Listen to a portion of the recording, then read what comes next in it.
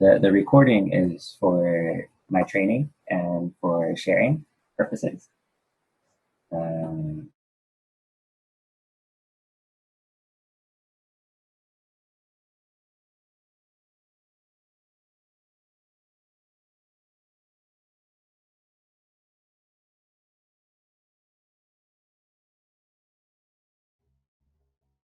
Toby, I think you might be muted. Okay, thank you. So yeah, Psalms 84, most famous verse in this one is, better is one day in your courts than 1,000 elsewhere. So yeah, just jump right in. Yeah, hello, my name is Toby. I think I've met all of you already. Let's explore poetry and dig for gems. I think my primary objective is always to just enjoy the richness of the text by going deeper. I think when we spend more time in the passages and we just explore every question that comes up to our mind, everything we find is like a really valuable, refreshing gem, like a treasure. I have other objectives here that correspond with what the passage, I think, is also will be teaching us. Housekeeping things, yeah, recorded for training and sharing. Excuse me. And just to double check that the recording button's working.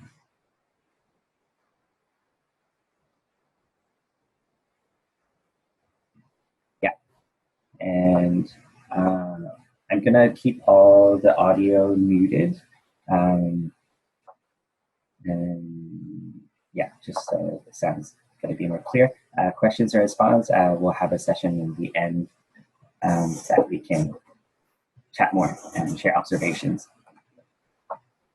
So I've used a few commentaries. The ones I lean most heavily to is Buck Robert Alter, one of my favorite commentaries.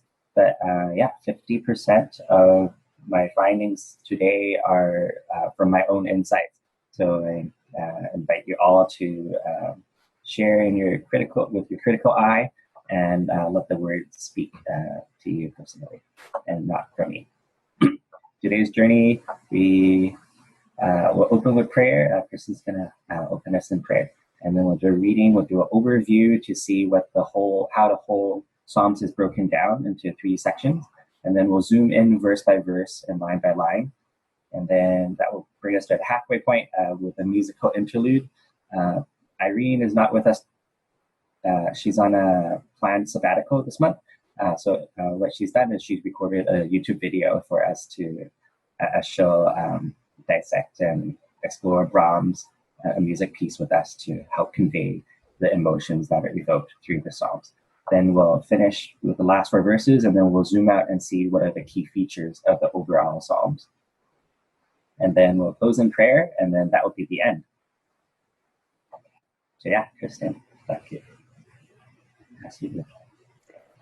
God, we just thank you for this amazing time together, body of believers, lifting up your name. And so would you use this time to reveal yourself more to us? We seek more of your glory. We want to learn to praise your name well. God, would you fill Toby with your fullness? Would you fill each person in this Zoom circle with your power through the Holy Spirit? God, would you give us a desire for what you desire, your life and peace? And would you take hold of our minds? Would you govern them? And we just release everything to you. We surrender this time to you. Teach us more about who you are. In your name, Jesus, amen. So this is the Great Psalm Scroll, and just want to notice here that everything's written and collected in a paragraph format. And so in keeping with that tradition, I'd like to read our Psalms in paragraph format also. We hear Psalms 84 in the ESV. How lovely is your dwelling place, O Lord of hosts. My soul longs, yes faints for the courts of the Lord. My heart and flesh sing for joy to the living God. Even the sparrow finds a home, and the swallow a nest for herself, where she may lay her young at your altars. O Lord of hosts, my King and my God, blessed are those who dwell in your house, ever singing your praise. Blessed are those whose strength is in you and whose heart are the highways to Zion. As they go through the valley of Baca, they make it a place of springs. The early rain also covers it with pools. They go from strength to strength. Each one appears before God in Zion. O Lord of hosts, hear my prayer. Give ear, O God of Jacob. Behold our shield, O God. Look on the face of your anointed. For a day in your courts is better than 1,000 elsewhere. I would rather be a doorkeeper in the house of my God than dwell in the tents of wickedness. For the Lord God is a sun and shield. The Lord bestows favor and honor. No good thing does he withhold from those who walk uprightly. O Lord of hosts, blessed is the one who trusts in you. So this is our overview. We'll see how it's all connected. First thing to take a look at is the word here, Selah, that I've highlighted in purple. The original meaning of this in Hebrew is lost, but from what the scholars can reconstruct, it's most likely a musical notation that has some sense of pausing. And so a lot of scholars would recommend that as we read, we would not read out loud the word Selah. And we'll see in a lot of Psalms that it seems like the word Selah also helps to break down the Psalm into smaller sections. And I think it works well for the Psalms also. So at the end of the first section, second section, and so it breaks into 3. In each of these stanzas, you'll find a high concentration of imagery and poetic language that I've highlighted in green. And these are the main 3 analogies that I think the psalmist is using to convey the message. And surrounding the green, we have some blue text with also matching themes. So I've highlighted dwelling, dwell, strength and strength, shield and shield. So a technique that the Hebrew poets like to use is called inclusio, and that's putting a concept or a motif or even a single word at the beginning and end of the section. And this kind of brings attention to the middle and also brings attention to the edge. And these theme words kind of link the whole passage together. Now, we'll also notice that I've highlighted this verse 8 in orange. In a lot of the translations, you'll see that they actually broke this down into 4 sections instead of 3, where verse 8 and verse 9, they consider one separate unit. And I think, and that's because verse 8 and verse 9 semantically is related. Verse 8 is the start of a prayer. It's asking God to hear the prayer. And verse 9 is the prayer itself. And so they do go together well.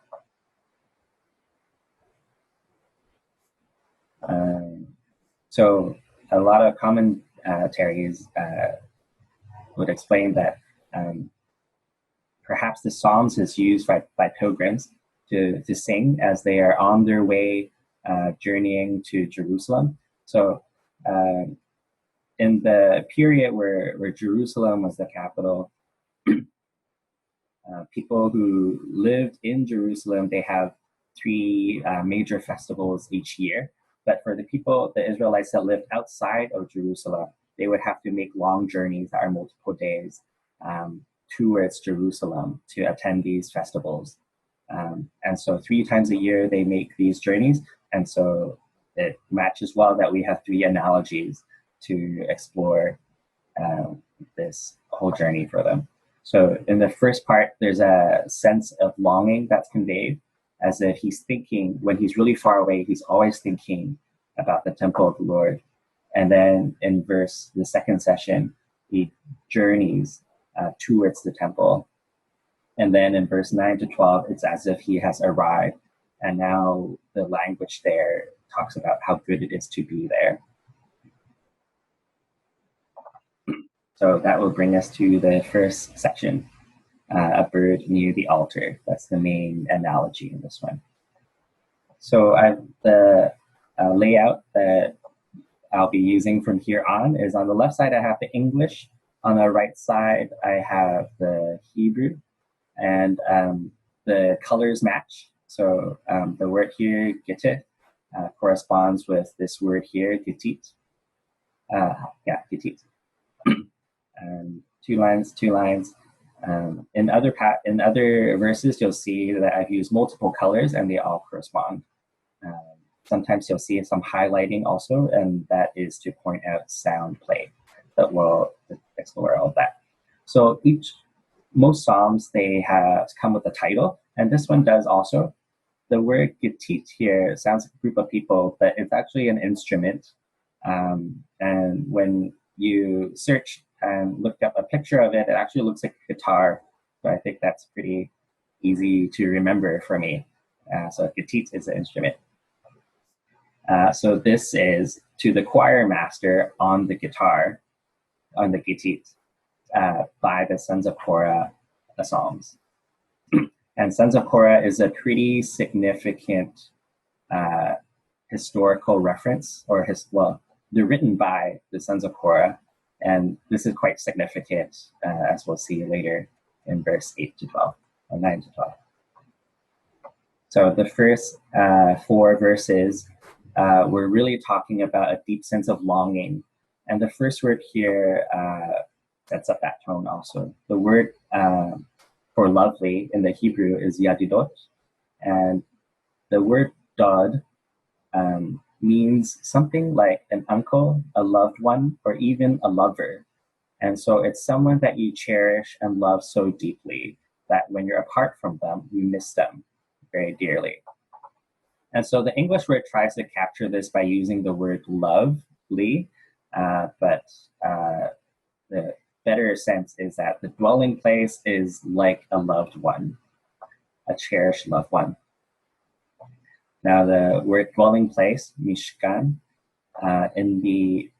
it's wherever the presence of God dwells richly. In the Old Testament, in Moses' time, when they were going through the desert, they had the tabernacle. And so this word mishkan would be translated as tabernacle at then. But in the Davidic period, it would be the temple, or it would just be simply rendered as dwelling place. So the question to us now is, where is the dwelling place of God now? A handful of times in this Psalms, you'll see that the psalmist addresses our God as the Lord of hosts. Sometimes this has connotations that refer to God's military might as a military leader, but it's more likely that this is related to the monarch period, that this is an era where the main leadership is kings, and so this has been reflects the same kind of leadership that they would consider God the Lord of hosts, like the Lord of armies, as if he is a king. But the reference, the connotation of military might is not a major theme in the Psalms. It's not a theme in the Psalms. So verse 2, this is our first area with a really dense language of imagery. So you see green, red, and blue. And how I like to picture it is a braid made of 3 ropes, one with each color, and everything's really related and connected to each other. So my soul longs and faints, but so does the heart and flesh. And my soul and heart and flesh, they all sing to God, and they all long for the courts of the Lord. They all long for the living God. So everything is interwoven together. So let's start by exploring the green words. The word here for longing, kasaf, in the Hebrew, it means to be pale. And in the context, it would be well translated as simply longing. But the next word here, faint, kalta, or kala, means to bring to completion. And so when you put these 2 words together, we want to imagine when we miss someone very much and we bring that to the most extreme state, what are we feeling? What symptoms are we experiencing? That's what the word kala is trying to capture. The next word here, sing for joy. The Hebrew word is rimah, and that is translated, the meaning in the dictionary is a ringing cry. So it's the same sound that that we make when we cheer for someone that we're really excited for. And the image I have in my mind is when, for example, if Queen Elizabeth has a parade and then he's just turning the corner and then you see her from afar, and the closer she gets, the louder you cheer. And as she passes by, you're just like waving back to her. It's that kind of excitement. So the psalmist is saying that he longs and to the extreme for the courts of the Lord. And all he wants to do to satisfy that longing is to have a ringing cry when he finally meets God. In the red here, we have my soul and heart and flesh. The word soul in Hebrew is nephesh, and it connotes your entire being, both your heart, mind, soul, spirit, all of that together. It's not like the Greek concept that we understand much later, whereas if the soul is a separate entity from the body, but the word soul in the Hebrew Bible means your entire being. So if nephesh, soul, is the whole, then the parts would include the heart and flesh. So we've divided it. So the heart in the Hebrew Bible, lev, is the emotion center and the thinking center. It's everything that happens in the mind. And the flesh is simply your physical body. So the psalmist is saying, all of me longs for you. And my emotional and logical and mental capacities and my physical being longs for you and wants to sing for joy. Here in blue, I've highlighted, this kind of traces back to the previous verse, so let's go there. How lovely is your dwelling place. So it's almost, there's an ambiguity. Where is the dwelling place? We're not talking about the tabernacle. Are we talking about the temple in Jerusalem? Perhaps. And so the second blue makes it more clear that we're zooming in and becoming more specific, that the dwelling place is in the courts of the Lord, and the courts of the Lord is where the living God resides. So everything interweaves into explaining his deep sense of longing for God. So throughout this whole presentation, I've had different questions. There's 5 questions in total. And so in this time, I'd like to invite you guys to type into the chat to share. Yeah, and then I'll set a timer for 90 seconds and then we'll come back and yeah.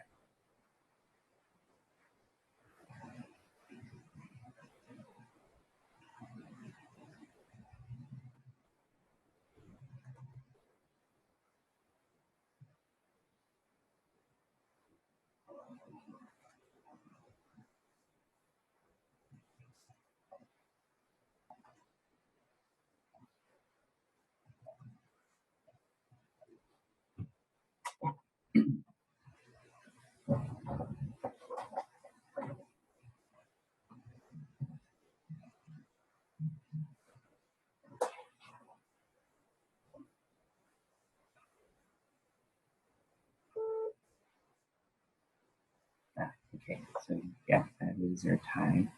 A lot of us have shared about close ones that have been difficult to see, and yeah, definitely made more complicated because of COVID.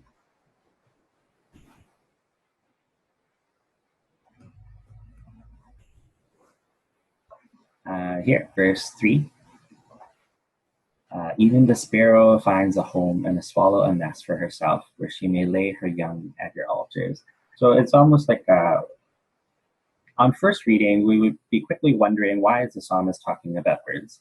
And without being there in person and being a pilgrim, it's hard to make these connections with why we're talking about birds. But Robert Alter, one of the commentaries, he explains that the pilgrims on their way to the temple, they'll often see that small birds such as swallows can make a nest in between the cracks of the temple. And so as they walk on their journey and they're almost at the temple, they'll see that there are birds nested there. And so it's like almost there's like they've journeyed so far to see God just for the 3 times in a year. But then now they see these birds that are nested, and they built for themselves a home in the temple where they can always be close to God. And so the psalmist is like, oh, I want that. I long for that. If only I was like a bird. And so, yeah, let's go into the text. In orange, I've highlighted this word, gan, which is even. And so this word just kind of brings all the emotions in and carries all the weight of the emotions, that even the sparrow finds a home. So how I long for the same thing. In the red, you'll find that there are 3 birds. The word here for young, efroheha, is the word itself means baby bird. Just like how we have kitten for baby cats and we have cats for cats. So we have 3 birds. The word sparrow is tzipor, and tzipor is an onomatopoeia. It's a sound, and it's the chirping sound, like that. So tzipor is the chirping being. And so this is actually a generic word for all kinds of birds. And we'll see this word used in the Levitical laws also to describe offerings. And the second word, doror, is a more specific word for the swallow. So we have 3 kinds of birds. And in the blue, we have 3 kinds of homes. We have bite, which is a pretty general word also that could mean just a physical home or a family tree, or the temple of God is also called the bite of Adonai, bite of Yahweh. That would mean temple. And then this next word, nest, is exactly how we understand it. Imagine just like a nest made of twigs and sticks. And then we have your altars. So the implication is the altars is also a home. It's where God has made himself a home. And that's the home that we want to be in also. So in each of these lines, there seems to be like a progression. The first line, we have 2 very generic words that just kind of starts this analogy. In the second line, we have a specific bird and a specific nest that establishes the analogy. And then in the third one, the comparison is made when we finally get to the word your altars, that it is us that want to be near the altars also. The word here, et, in Hebrew, is translated as at, but in other translations, such as NIV, you'll see that it's translated as near, and that's a good sense of the word also, that we are near your altars. So just to really conclude his whole deep sense of longing, the psalmist cries out and addresses God once more. O Lord, my host, my King and my God. And here we've talked about how the title Lord of Hosts also relates to my King. And this word King will be a significant reference, a foreshadowing for what we're going to explore in verse 9 to 12. So the implication is the Lord of Hosts is my King, and the Lord of Hosts is my God. And this whole section ends with an invitation. We have a formula here that the scholars would call a beatitude. And beatitudes are invitations for a kind of behavior that we should adopt. And just as how in the New Testament and Jesus in his Sermon on the Mount, he has a lot of beatitudes for us also. Yeah, this is similar. So beatitudes have a compactness and a rhythmicness to it that feels like a saying, like a proverb. And so let's dig into these 3 words. There's just 3 words in Hebrew: red, green, blue. The red is the blessed one, green is the dwelling one, and then blue is in your house. So the blessed one is the dwelling one in your house. And there's a good sound to it too. There's a lot of E sounds in this. So I'll just read it. Ashrei yoshvei betecha. Ashrei yoshvei betecha. Blessed are those who dwell in your house. And here they summarize and again singing your praise. So here is this last line is a significant transition point, because everything above, the psalmist has been using first person pronouns, like my soul and my heart and my flesh, and everything is about a very personal emotion, a personal experience. But here, when it gets to hallelujah, it opens it up and it invites all of us to experience the same longing for to be close to God. So this is a plural word, and it means to let us all come and celebrate and give praise. And Salah, that marks the break in our first section. So question 2, how do we dwell in God's house today? How can we be far or near?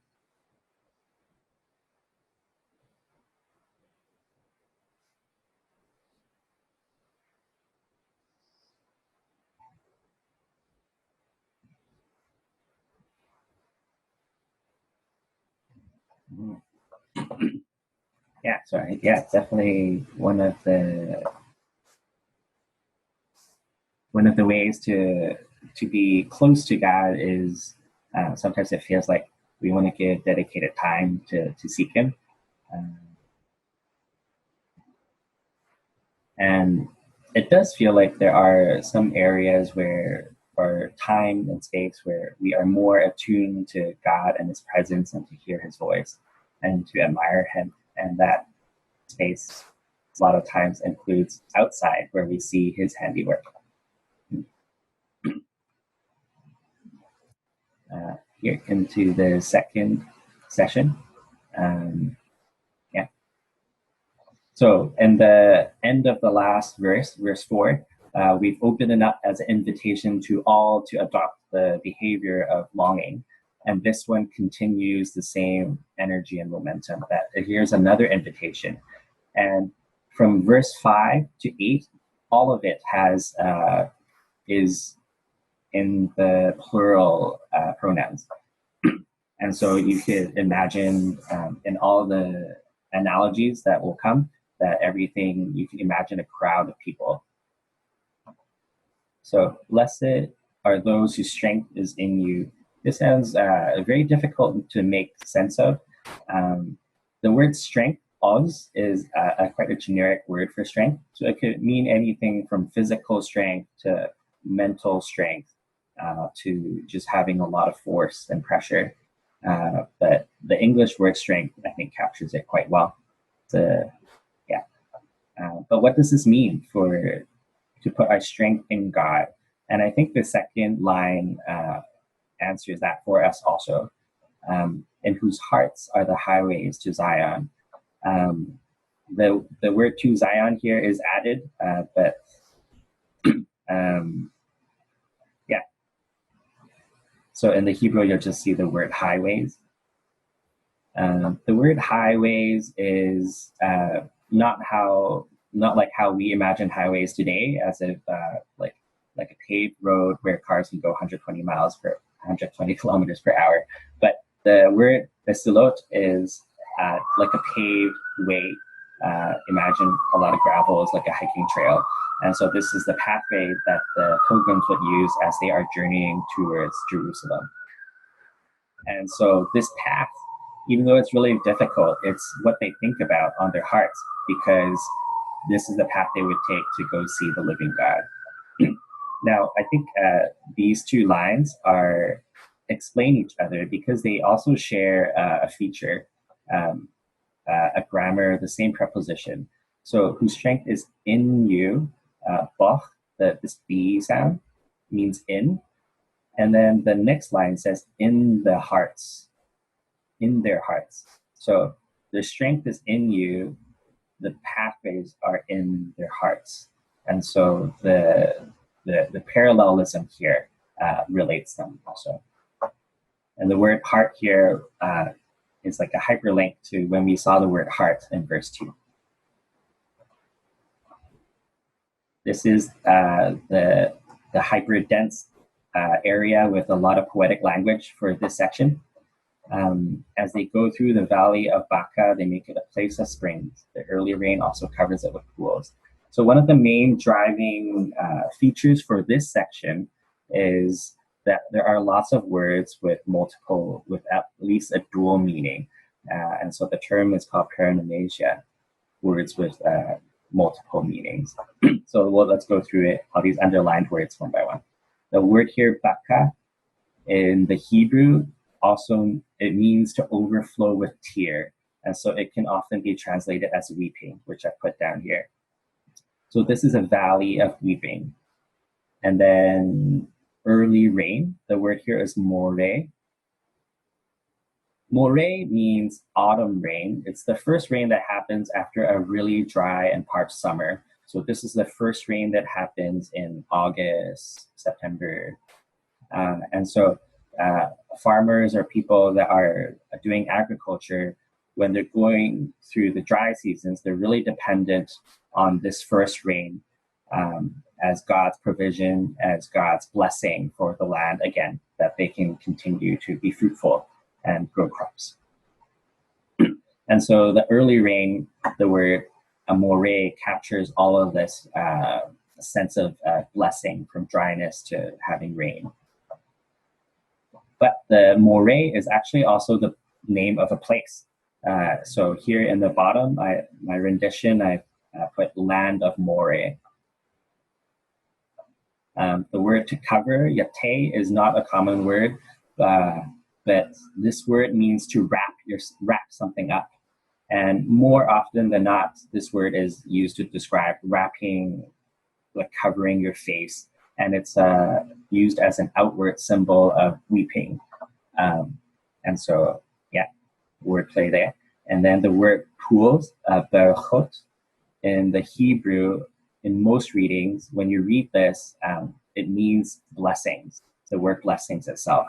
But because of the context we're talking about, early rain that covers it, so berachot can also mean pools in the dictionary. And so another word with dual meaning. So the sense here is there's a lot of water theme involved. There's tears, there's rain, there's pools and springs, everything has water in it. But there's also a sense of something negative that is flipped into something positive. We have the valley of tears. As they go through a valley of tears, they turn it into a place of springs, something negative to positive. So in this third line, because there's a lot of words with multiple meanings, there's actually an alternate reading that a lot of the scholars are having preference over. And so I put that in the bottom. So moreover, blessings cover the land of More. And this has a good, when we read it this way, it has a good parallel structure, where in the first line we have a land, a location, and then the third one we end with a location too. We have the valley of Baca, and then we have the land of More. So because we're talking, all these words are encoded in the plural form. Yashituhu is a plural word. They make it a place of spring. So you have to imagine a crowd of people, that the people that are journeying towards Jerusalem, it's not just one pilgrim, but it's a large group of pilgrims. And people would often travel as family units or even larger with the extended family and friends. So yeah, it's quite a movement. So I suppose if you zoom up into a bird's eye view, you'll see like a parade of people. And so it's almost as if the crowd is like a rain cloud, so that as the people journey and go through the valley of Baca, it's like as if water is being poured into the space between the valley, and it fills it and turns into a place of springs where the people themselves are water. So I think the imagery and the word choices allow for this image. So how can our journeys towards God become a blessing for others?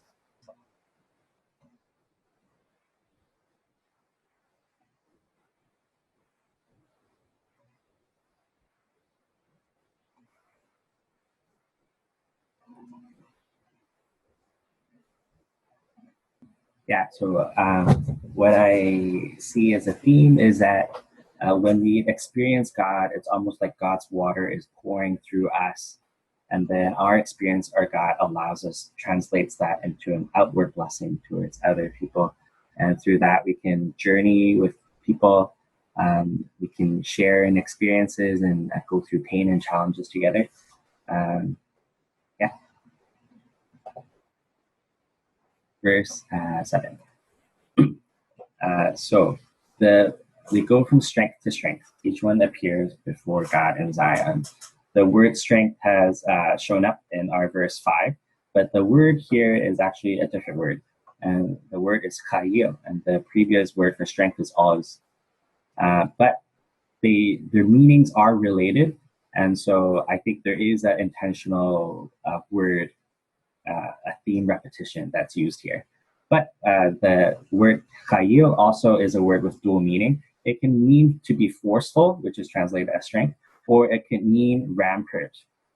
So a rampart, which I'll type into the chat later. Yeah, I have to look it up. But it's the outer perimeter wall. Imagine something that looks like the wall of China. So it's an outer wall that surrounds a city, mostly to protect it, but there's also a walkway above that you can traverse on. So it's going from rampart to rampart, or wall to wall. And because the phrase here has a from and to, the scholars think that it's a better sense to translate this as a location, which is a rampart. So they go from rampart to rampart. Each one appears before God in Zion. Zion is a word that King David used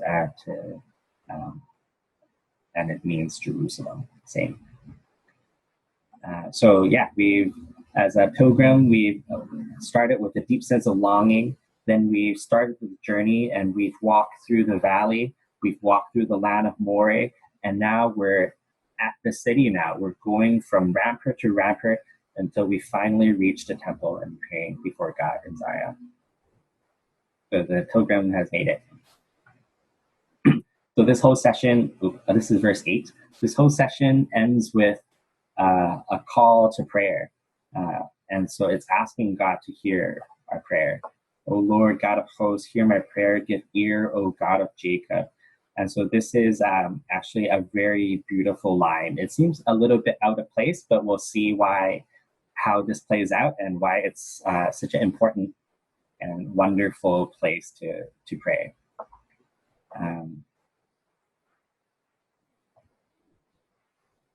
So with that, we'll go into a musical interlude, and Green has prepared a video for us. Just going to double check the settings. Okay. Hi everyone. So as we reflect on this word longing, I'll play for you music by Johannes Brahms called Intermezzo. Many musicians see this piece as Brahms' expression of longing and affection for his dear friend Clara Schumann. A little bit of background.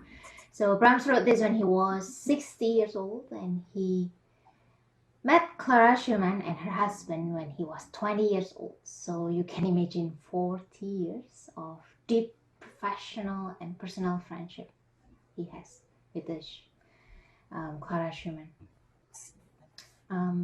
So Brahms, the young Brahms, came to live with Schumann's household to study with Robert Schumann. Unfortunately, a few months later, Robert lived with mental health issue and he passed away 2.5 years later.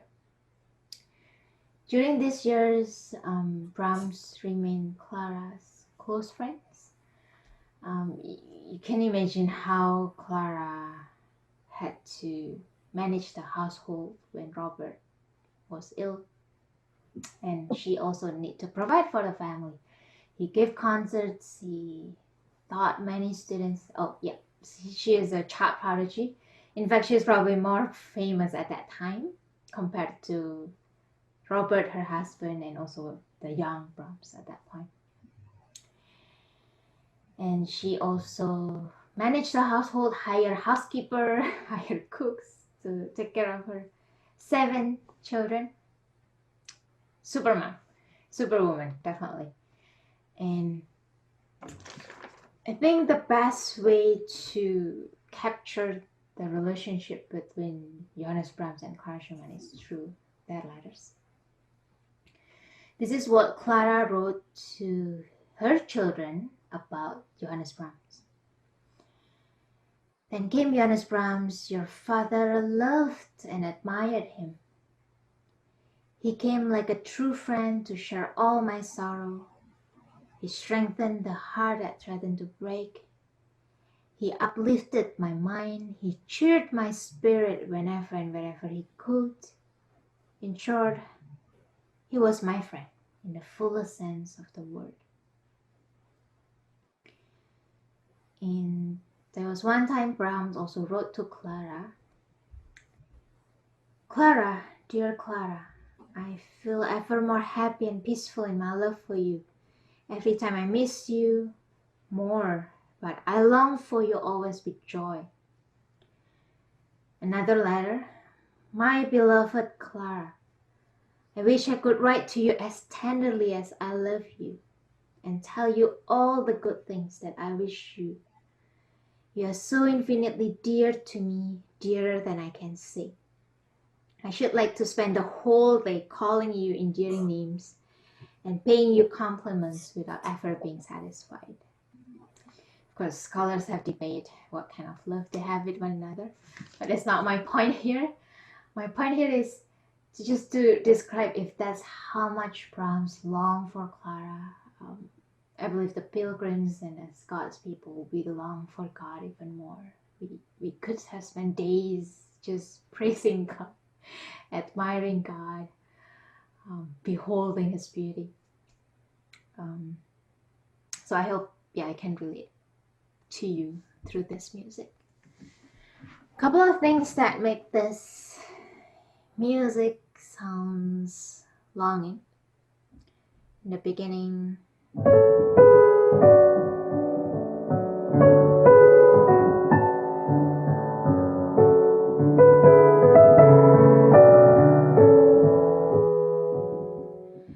so this 3-note motif, falling and rising, and even rising higher, as if trying to reach somewhere but not being able to. Partly is the harmony. So bear with me with some musical terms here. This piece is written in A major, so you can imagine that as the home key. Usually we expect music to go from home, go somewhere else, come back home. In the case of this music in A major, it should have sound something like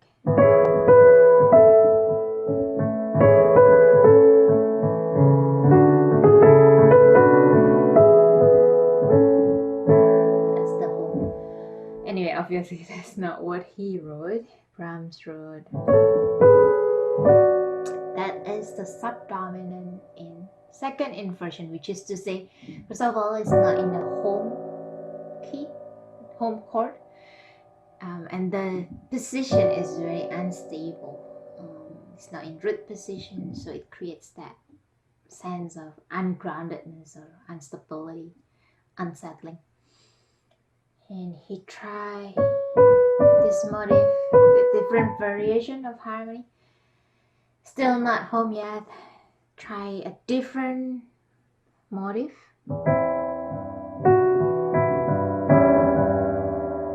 Sorry, let me get back.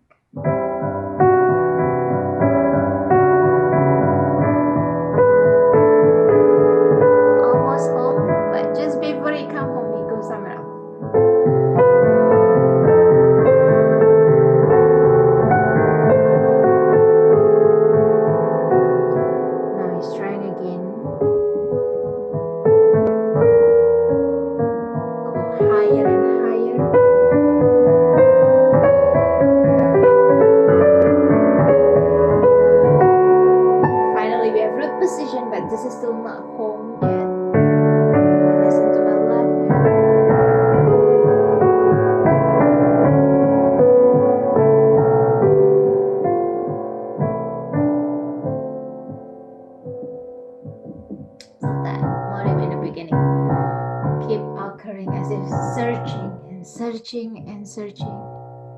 It's like verse 2, my soul, my entire being longs for you, deeply consumed, kala, consumed, exhausted. And then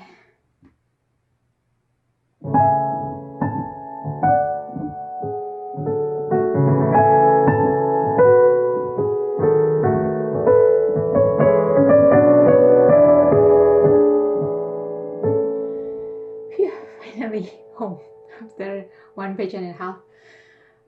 I think the most beautiful moment is after this exhaustion came this,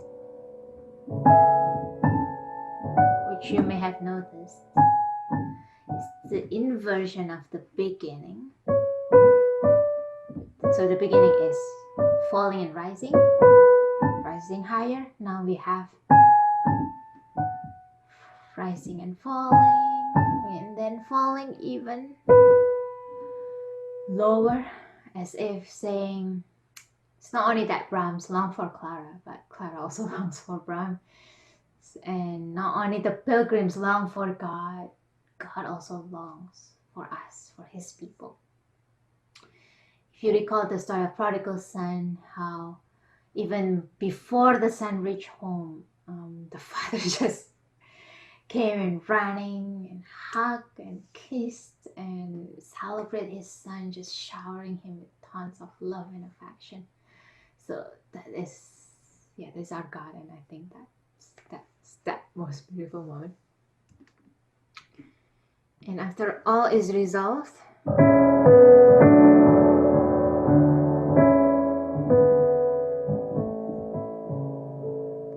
comes the duet.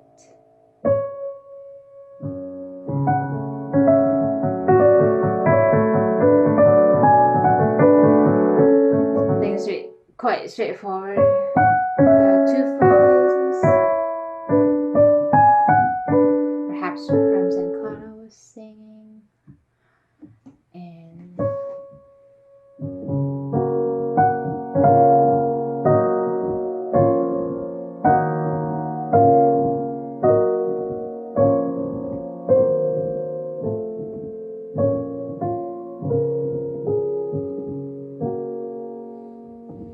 so peaceful and serene. I would think of my closest moment with God. One of those moments when you feel so beautiful, just so close with God that you just wish time stops right there. So yeah, that's that section for me.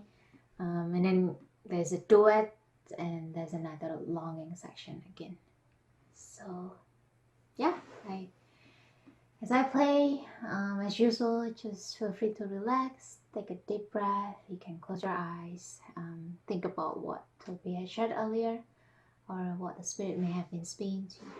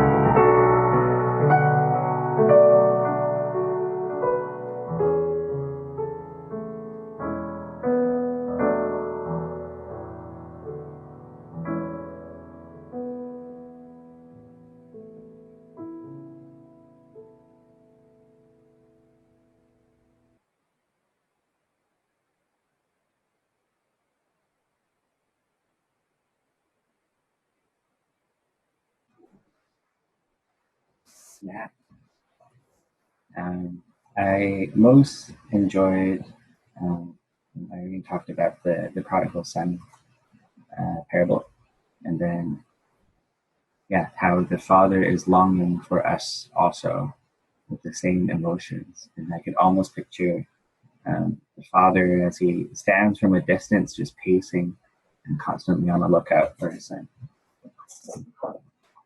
So this brings us to this third section, the joyful doorkeeper. Now, to really understand this section, there's a lot of historical reference. So we'll go into Numbers chapter 16 to look for these.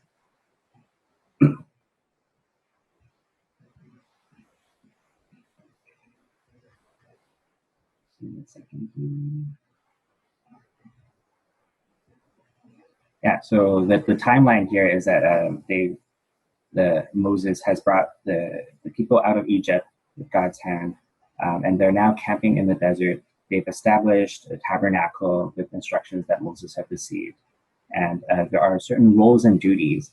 And now Korah and Aaron, they're actually cousins. Both Korah and Aaron are sons of Kohath and sons of Levi, but Aaron's dad is a brother to Izhar, and so that makes Korah and Aaron cousins. But the role that God has given Aaron and his descendants is the priesthood, so that they would be the closest to God, and they would serve Him in the Holy of Holies.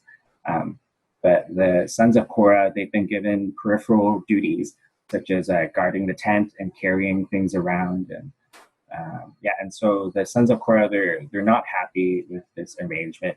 They feel like they deserve better, and so that begins us at verse 1. Now Korah, the son of Izhar, son of Kohath, son of Levi, and Dathan and Abiram, the sons of Eliab, and On, the sons of Peleth, sons of Reuben, took men, and they rose up before Moses with a number of people of Israel, 250 chiefs of the congregation, chosen from the assembly, well-known men.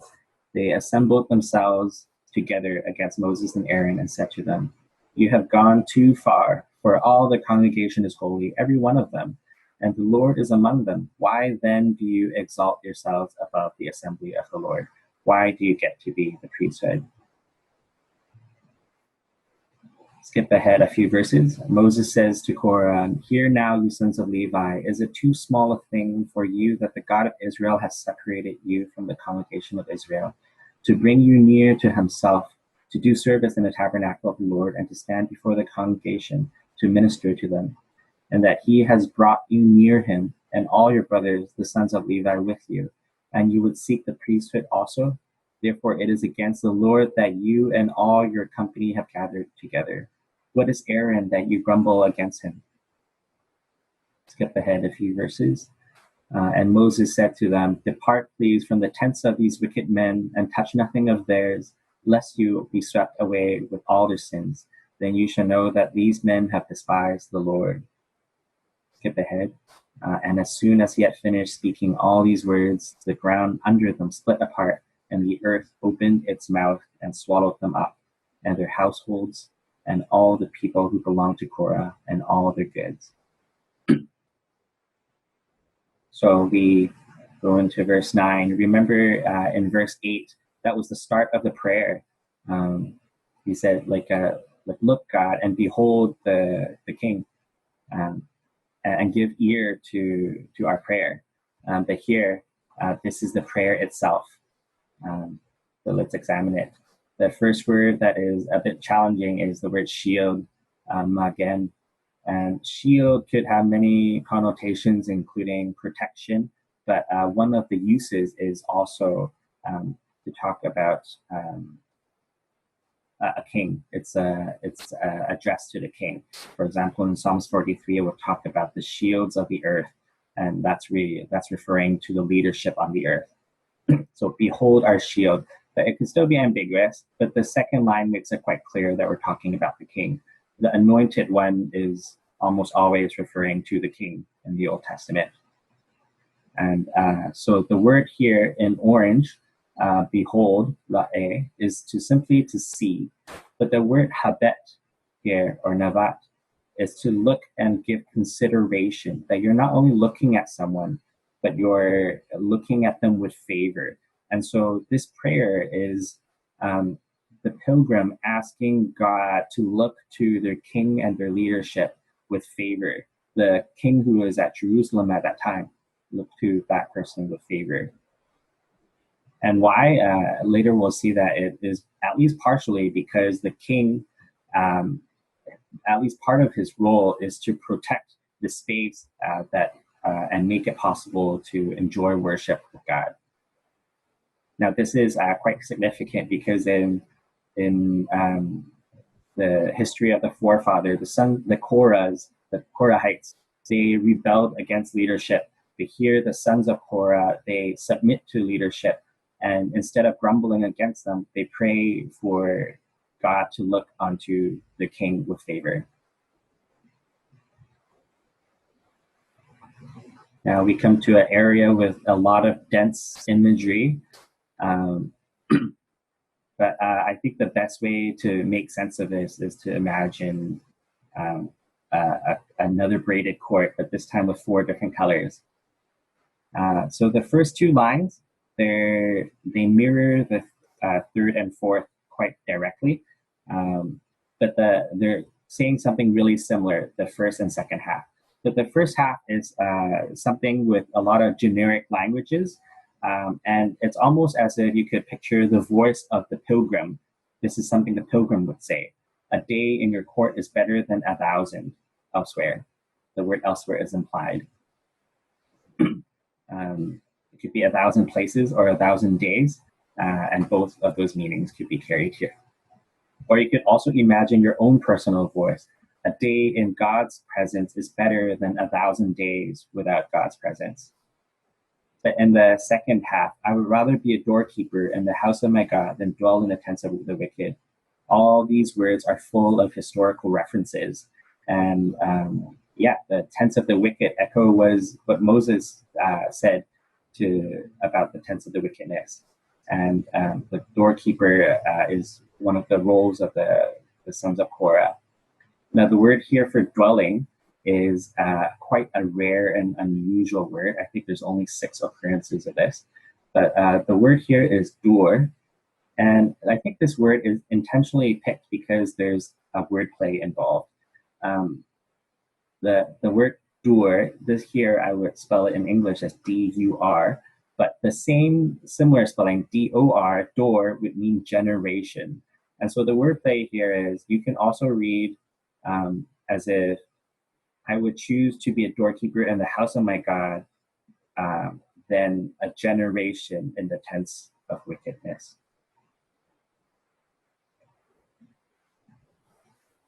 So here is our question 4, more like an activity. God has appointed leaders in our church and our country to create and protect space for worshiping God. Whom has God appointed to lead in your church and country today? Take this brief moment to pray for your leader.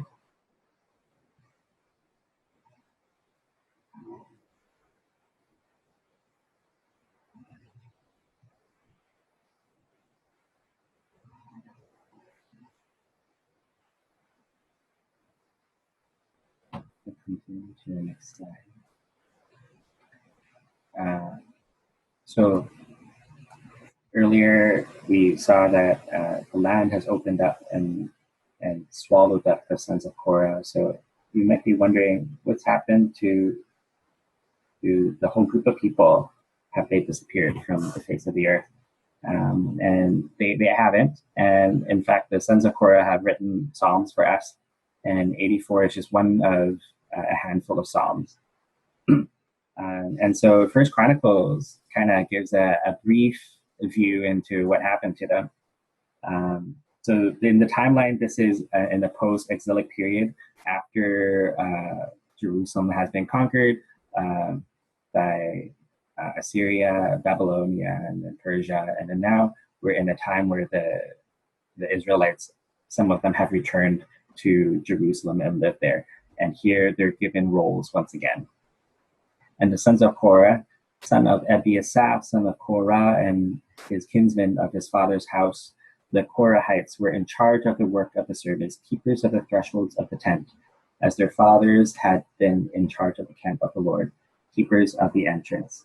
Just want to point out that the word here for threshold is the same word we saw before, histopheth.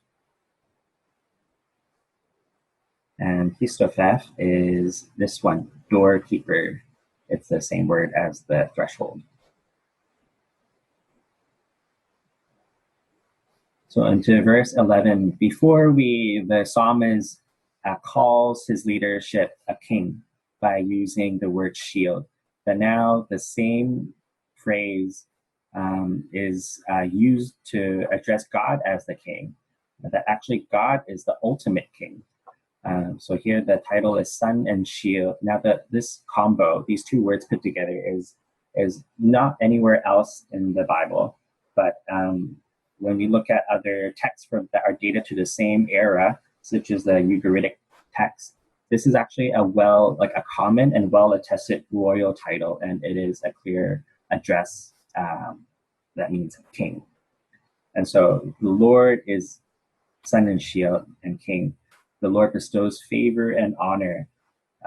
No good thing does he withhold from those who walk uprightly. So in this verse, just imagine the sons of Korah saying that we are happy to be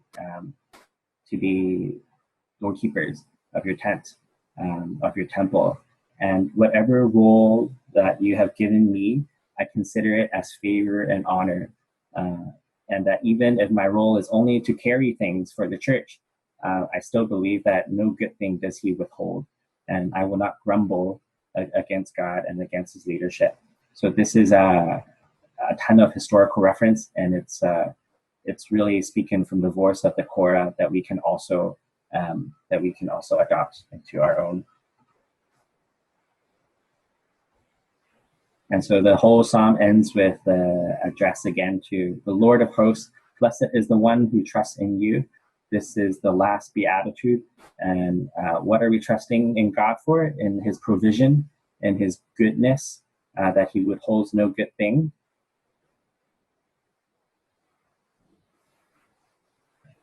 So question 5, it's this question would be quite personal, but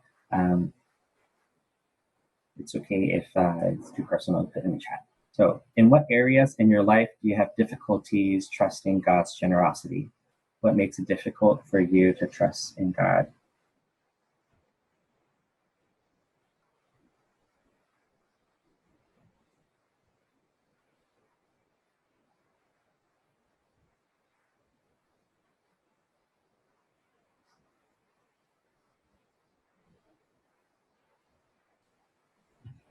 Okay. So we'll continue reflecting on this on your own. So here, just want to zoom out and look at the features that are across the whole Psalms. There's a very interesting play here. That in the first section, the first 4 verses, we're talking about dwelling as if forever in the house of the Lord. The psalmist just longs and wants to spend all his time there. Like he looks at the bird and says, the bird gets to build a home and be in your temple all the time. Like I want that too. So it's like the psalmist wants to dwell forever. But in verse 9 to 12, he says something that almost sounds like an opposite. He says, better is one day in your courts than 1,000 elsewhere. It's like, I only need one day. I just want one day. And I would rather be a doorkeeper in the house than dwell in tents of the wicked. Like even if I'm not inside your house, I'm pretty happy with just being at the door.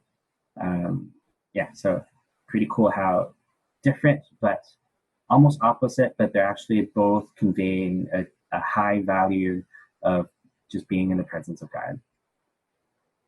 And then finally, we look back and there's 3 Beatitudes to adopt, one in each section.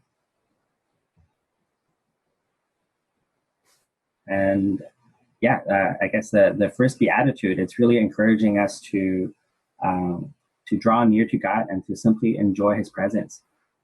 he envies the birds simply because they are close to God, not because God has given any particular favor to the birds, not because the birds have particular privileges, but they're just simply close to God. And so that's something that we could long for too, just be close and enjoy God's presence. Blessed are those whose strength is in you, which is elaborated as in whose heart are the highways to Zion. So I think that our strength really comes from when our heart is oriented towards God. And so this whole second session encourages us to seek God. And as we see that the pilgrim, they make 3 journeys a year that, they spent a couple of days on these journeys. And so I think it's good practice that we can also give dedicated time to God.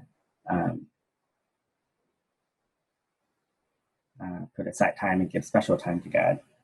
And then in the third beatitude is blessed are those who trust in you. And so in the same as the sons of Korah have now trusted in God's plans for their lives, the roles that they have been given. So we want to trust in God's goodness and whatever plan he has prepared for us also. And no good thing does he withhold from those who walk uprightly. So I want to end us in prayer, and I'd like to use this Psalms as our model for prayer. So let's pray. Father God, how lovely is your dwelling place. Our souls long and faint just to be close to you. Our heart and flesh sing for joy to you. Just like the birds that have built for themselves a nest in your temple, so we want to be close to your altars, O God. Teach us to make trips, to come and seek you, and to find our strength in you.